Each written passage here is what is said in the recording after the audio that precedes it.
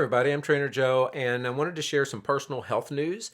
Today's episode might be a little more sober, not just for me, but for those of you that are dealing with health issues.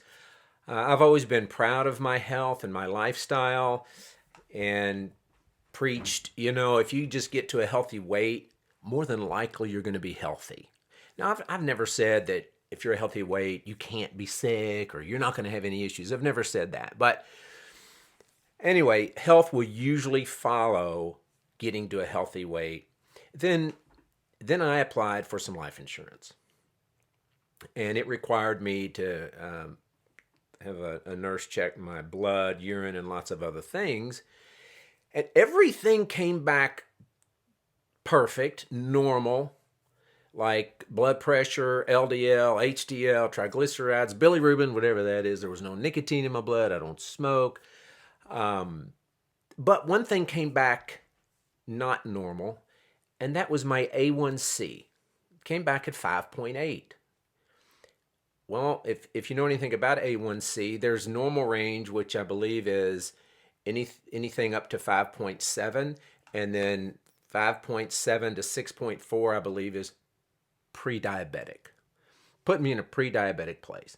Some people would be like, oh, maybe not feel like it's a big deal for whatever reason, but it's kind of a big deal. Prediabetes is a serious health condition where blood sugar levels are higher than normal, but not high enough yet to be diagnosed as type 2 diabetes.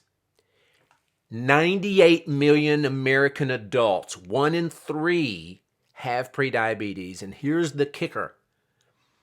Of those with prediabetes, more than 80% don't even know it. That was me. And people like me are going to be a little more shocked because they're at a healthy weight. They're active. They work out. They eat better than the majority of Americans. My diet is healthier than the majority of Americans, and I'm at a healthy weight. So some of you are probably listening and you've been through my program or you've heard me talk before and you're thinking, well, good for you. Now you understand that it's not just about your weight. To be fair, on both sides of this, you have a point because of the emphasis I put on weight. And here I am, pre-diabetic. You have a point because of the way I come across. But to be fair to me, I have never said that can't happen.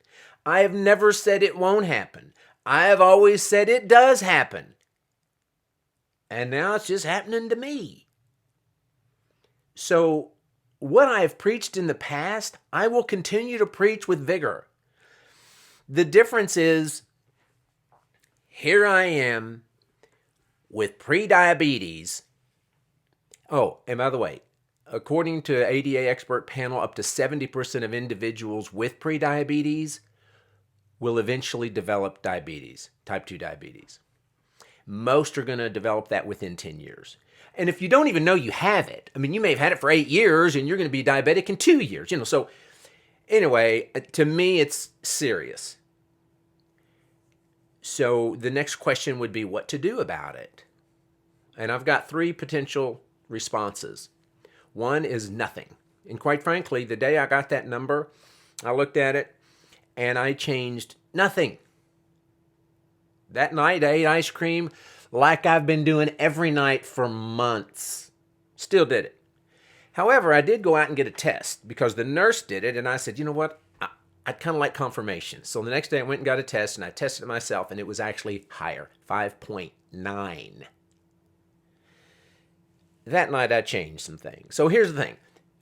What can we do for many of you that know you're pre-diabetic, some of you that don't know, but you are? What can we do? First, check it. Get your A1C checked. You can buy a kit and do it yourself. You can go to your doctor and do it. But I would encourage you to check that number because the A1C, that's not one you have to do while you're fasting or early in the morning. It's taking basically the average of the blood sugar over the last 3 months. So it's a pretty reliable reading that you're getting there. It doesn't matter what time of day it is, how tired you are, what you just ate, doesn't matter. It's looking at the last 3 months. So I would encourage you to get that checked. So what can we do? We can do nothing. And a lot of people, if you don't know you have it, you're probably doing nothing. And even if you find out you have it, you could do nothing because basically I felt fine. I didn't notice anything wrong with me whatsoever. So I can understand people saying, who cares? I don't have a problem.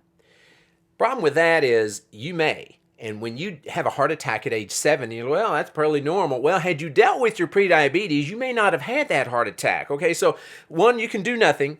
2, you can take meds, which I think would be better than doing nothing. Okay, but medications always have side effects. Usually many of them are pretty serious. Okay, so, but you can do that. You can take meds. Or 3, and this is my pick, kick its butt.